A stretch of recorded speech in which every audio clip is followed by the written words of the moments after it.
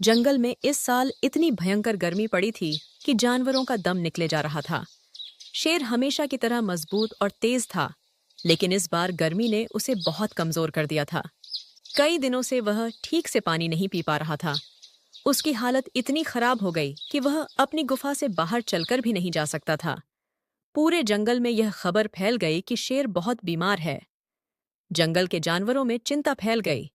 सभी सोचने लगे कि अगर शेर ठीक नहीं हुआ तो जंगल का संतुलन बिगड़ जाएगा।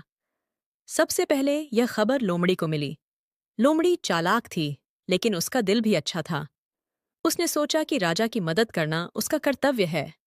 लोमड़ी तुरंत शेर की गुफा की ओर चल पड़ी। गुफा के अंदर शेर बहुत कमजोर हालत में लेटा था। उसकी सांसें भारी थीं और उसकी आंखों में थकान साफ दिखाई दे रही थी। महाराज, आपकी यह हालत देखकर मन बहुत दुखी हो रहा है। कृपया बताइए, मैं आपकी क्या सहायता कर सकती हूँ।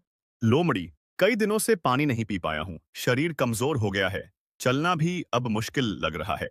महाराज, आप चिंता बिल्कुल मत कीजिए। मैं अभी किसी भी तरह आपके लिए ठंडे पानी की व्यवस्था करती हूँ। यह कहकर लोमड़ी गुफा से बाहर निकली और पानी की तलाश में जंगल की ओर बढ़ गई। थोड़ी दूर जाने पर उसे एक पुराना कुआं दिखाई दिया। उस कुएं में अभी भी थोड़ा पानी बचा था, लेकिन वहां हाथी पहरा दे रहा था। हाथी बहुत सख्त स्वभाव का था। वह किसी को भी आसानी से पानी नहीं लेने देता था, क्योंकि गर्मी के कारण पानी बहुत कम बचा था। हाथी भाई, हमारे राजा शेर बहुत बीमार हैं। उन्हें तुरंत पानी चाहिए। कृपया थोड़ा पानी लेने दीजिए। लोमड़ी, मैं बिना सोचे पानी नहीं दे सकता। सभी जानवर प्यासे हैं। अगर सबको दूंगा तो कुआं सूख जाएगा। अगर राजा स्वस्थ रहेंगे तो पूरा जंगल सुरक्षित रहेगा। उनका ठीक होना हम सबकी जिम्मेदारी भी तो है। हाथी ने कुछ पल सोचा। उसे लोमड़ी की बात सही लगी। तुम सही कह रही हो, जंगल के राजा का स्वस्थ रहना जरूरी है। तुम थोड़ा पानी ले जा सकती हो। लोमड़ी ने धन्यवाद कहा और बड़े ध्यान से एक मिट्टी के घड़े में पानी भर लिया। वह जल्दी जल्दी गुफा की ओर लौटने लगी, लेकिन रास्ते में तेज गर्म हवा चलने लगी। धूल उड़ने लगी और रास्ता साफ दिखाई नहीं दे रहा था। लोमड़ी ने घड़ा मजबूती से पकड़ा। अचानक सामने बंदर आ गया। वे पेड़ों से कूदते हुए नीचे आया और घड़े को देखकर शरारत करने लगा। बंदर हंसते हुए बोला, लोमड़ी बहन, इतना ठंडा पानी कहाँ ले जा रही हो? हमें भी थोड़ा पीने दो, बहुत प्यास लगी है। लोमड़ी जानती थी कि अगर बंदर को पानी दे दिया तो शेर के लिए कम पड़ जाएगा, लेकिन वह उन्हें नाराज भी नहीं करना चाहती थी। यह पानी बीमार शेर के लिए है। पहले उन्हें स्वस्थ होना जरूरी है। फिर हम सब मिलकर पानी ढूंढेंगे। अगर पानी राजा के लिए है, तो हम रास्ता साफ करेंगे ताकि तुम जल्दी गुफा तक पहुंच सको। लोमड़ी खुश हो गई। लोमड़ी जल्दी से गुफा तक पहुंची और पानी शेर के सामने रख दिया। शेर ने धीरे धीरे पानी पिया। उसके चेहरे पर थोड़ी राहत दिखाई दी। लोमड़ी, तुमने बहुत बड़ा उपकार किया है। तुम्हारी समझदारी और मेहनत ने मुझे राहत दी है। महाराज, आपका स्वस्थ रहना पूरे जंगल की खुशी है। यह तो मेरा छोटा सा कर्तव्य था। उसी समय बाहर से भेड़िया भी गुफा की ओर आ रहा था। उसे भी शेर की बीमारी की खबर मिल चुकी थी। भेड़िया स्वभाव से तेज और साहसी था। उसने सोचा कि वह भी राजा की मदद करेगा। गुफा में पहुंचकर उसने शेर को कमजोर हालत में देखा। महाराज, आपको इस हाल में देखकर मन बेचैन हो गया। बताइए, मैं आपके लिए क्या कर सकता हूँ। भेड़िया, पानी की बहुत जरूरत है। शरीर साथ नहीं दे रहा, लेकिन लोमड़ी अभी कुछ पानी लाई है। भेड़िया ने लोमड़ी की ओर देखा और सिर हिलाया। एक घड़ा काफी नहीं होगा महाराज। मैं पहाड़ी झरने से साफ पानी लेकर आता हूँ। आप निश्चिंत रहिए। भेड़िया, पहाड़ी झरने तक का रास्ता कठिन है। वहाँ भालू पहरा देता है। सावधानी से जाना। राजा के लिए मुश्किल रास्ते भी आसान हो जाते हैं। मैं बिना पानी लिए वापस नहीं लौटूंगा। यह कहकर भेड़िया तेज कदमों से पहाड़ी रास्ते की ओर निकल पड़ा। गर्मी बढ़ती जा रही थी। जमीन तप रही थी, लेकिन भेड़िया रुका नहीं। उसे पता था कि राजा को उसकी जरूरत है।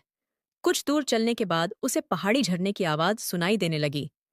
ठंडे पानी की हल्की धारा अब भी बह रही थी। भेड़िया खुश हुआ, लेकिन जैसे ही वह पास पहुंचा, उसने देखा कि वहां भालू पहरा दे रहा था। भालू मजबूत और गुस्सैल स्वभाव का था। गर्मी के कारण वह भी पानी को लेकर बहुत सतर्क था। भेड़िया धीरे धीरे उसके पास गया। भालू भाई, हमारे राजा शेर बहुत बीमार हैं। उन्हें तुरंत साफ पानी चाहिए। कृपया मुझे थोड़ा पानी लेने दीजिए। भेड़िया, हर कोई यही कहता है, लेकिन पानी बहुत कम बचा है। मैं बिना कारण किसी को नहीं जाने दूंगा। अगर राजा स्वस्थ नहीं रहेंगे तो जंगल में डर और अव्यवस्था फैल जाएगी। उनका ठीक होना हम सबके लिए जरूरी है। भालू कुछ पल चुप रहा। उसे बात सही लगी, लेकिन उसने एक शर्त रखी। ठीक है, अगर तुम मेरे लिए रास्ते में गिरी लकड़ियां हटाने में मदद करोगे तो मैं पानी लेने दूंगा। राजा की सेवा के लिए मैं कोई भी काम करने को तैयार हूँ। चलिए अभी लकड़ियां हटाते हैं। दोनों मिलकर रास्ते की भारी लकड़ियां हटाने लगे। धूप तेज थी, पसीना बह रहा था, लेकिन भेड़िया बिना रुके काम करता रहा। कुछ देर बाद रास्ता साफ हो गया।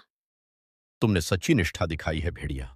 अब तुम जितना जरूरी हो उतना पानी ले जा सकते हो।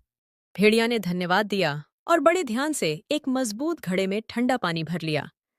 अब वह जल्दी जल्दी गुफा की ओर लौटने लगा, लेकिन वापसी के रास्ते में एक नई मुश्किल उसका इंतजार कर रही थी।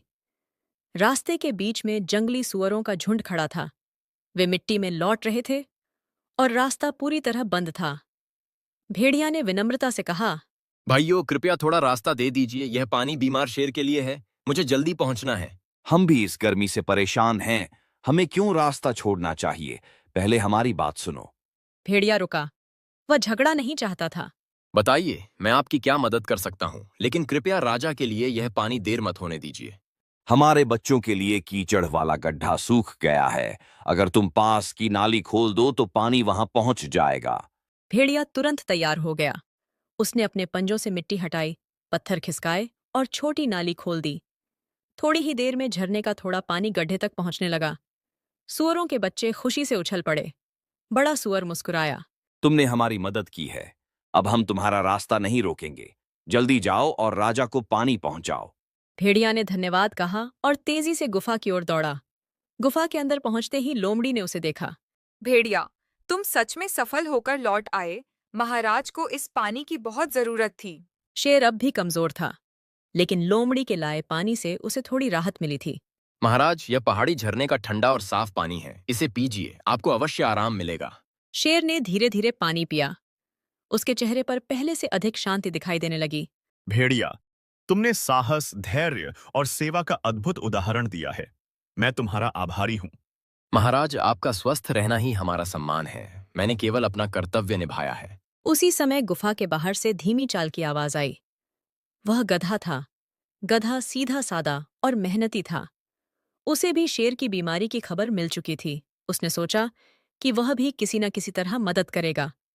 गुफा के अंदर आकर उसने शेर को देखा और उसकी आंखों में चिंता भर गई। महाराज, आपको इस हालत में देखकर मन भारी हो गया।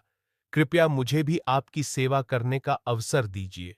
शेर ने हल्की मुस्कान के साथ उसकी ओर देखा।